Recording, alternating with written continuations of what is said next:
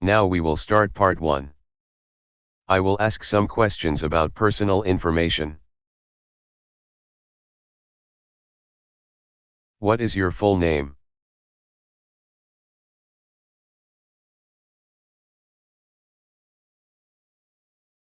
Can I see your identification?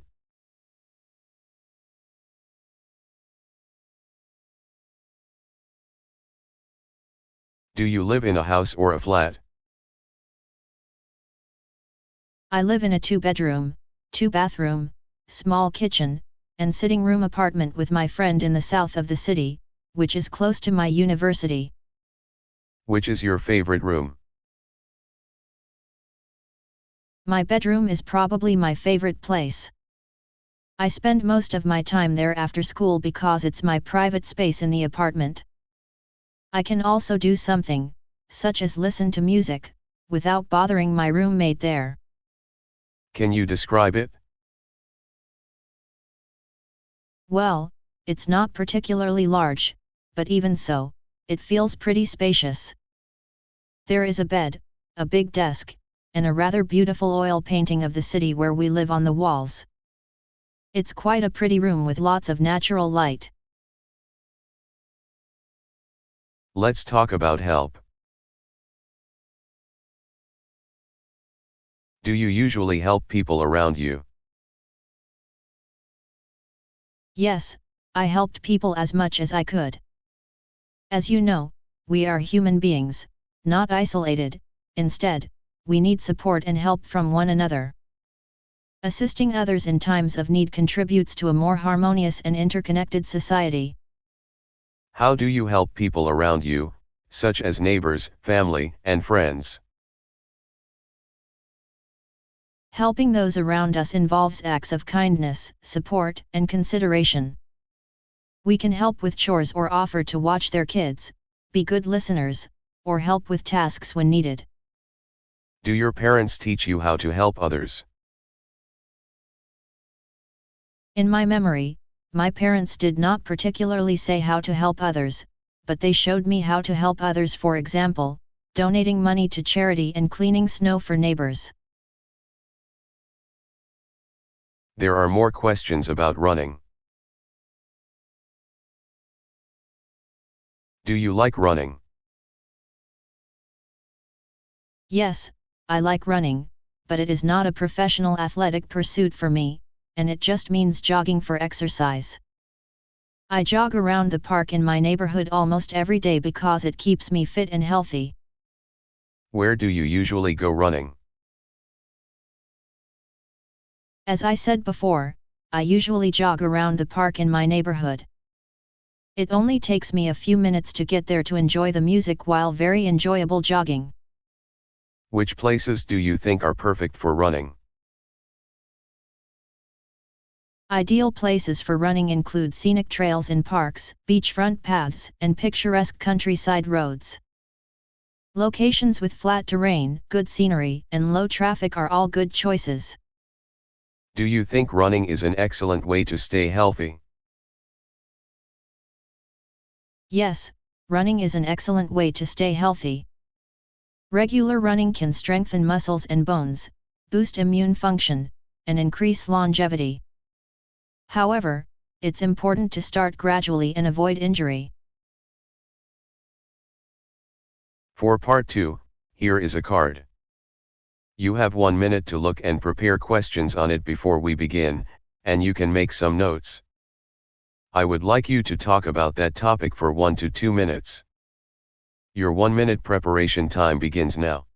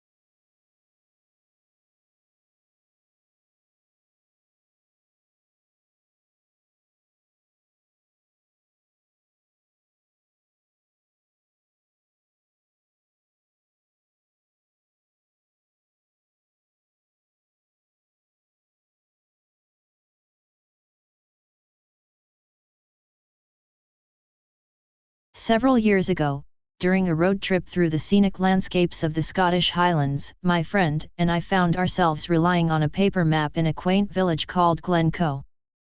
We had decided to explore the area and visit some off-the-beaten-path locations that were not easily navigable using GPS alone.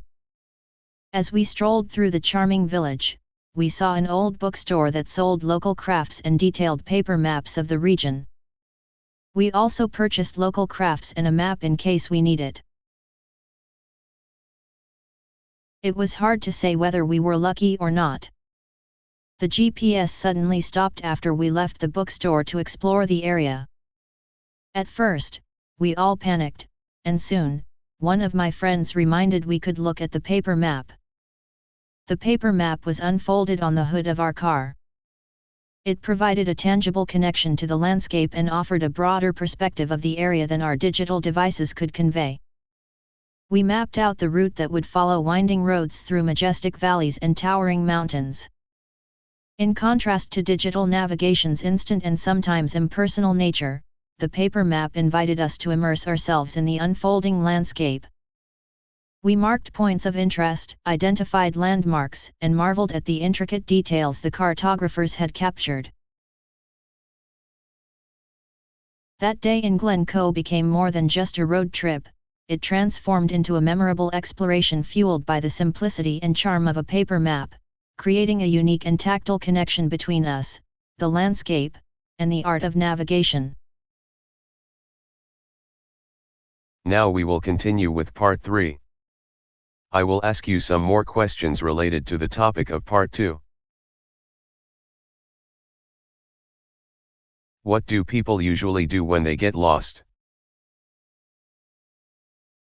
When people get lost, they often first try to retrace their steps, going back the way they came to find familiar landmarks or signs. If that doesn't work, they might try to signal for help by making noise or using reflective objects to catch attention. In outdoor settings, they might look for water sources and shelter while staying put rather than wandering, which can make it harder for rescuers to find them. In cities, asking locals for directions or using maps and GPS on smartphones are common strategies. It's important to stay calm and think clearly, as panicking can make the situation worse. Keeping a charged phone or communication device, along with basic survival supplies like water and snacks, can also be helpful in case you get lost. What are the differences between paper and digital maps? Paper maps are physical, tangible documents that require no power source to use. They offer a big picture view and are reliable even in areas with no internet or satellite connection. However, they can be bulky, lack real-time updates, and may become outdated. Digital maps are electronic and can be accessed via smartphones or computers. They provide real-time navigation, interactive features, and the ability to search for specific locations. Digital maps are easily portable and can be updated regularly. However, they rely on battery power and can be affected by technical glitches or loss of signal. In summary, paper maps are dependable but lack real-time features, while digital maps offer convenience and up-to-date information but rely on technology and power sources. What do you think of in-car GPS navigation? In-car GPS navigation is a convenient tool for drivers, offering turn-by-turn directions and real-time traffic updates. It simplifies navigation, reducing reliance on paper maps and helping drivers reach their destinations efficiently. However, it can be costly to install or update and may occasionally provide outdated information. There's also a risk of distraction if drivers focus too much on the GPS screen instead of the road. Despite these drawbacks, in-car GPS systems are valuable for many drivers, especially in unfamiliar areas or during long trips. It's important for drivers to use GPS navigation responsibly, remaining attentive and supplementing it with awareness of road signs and conditions to ensure safe driving. How can reading a map help you learn more about your country? Reading a map can help you learn more about your country by providing a visual representation of its geography, including its natural features, cities, towns, and landmarks. Maps show the layout of different regions, their distances from one another, and the distribution of resources like rivers, mountains, and forests. Maps can also showcase political boundaries, helping you understand the administrative divisions within your country. Additionally, exploring a map can spark curiosity about the historical, cultural, and economic aspects of different areas. It can encourage you to learn more about the history, culture, and people of your country. Overall, reading a map offers a comprehensive overview of your country's landscape and helps deepen your knowledge and appreciation of its diverse features and attributes. Test end.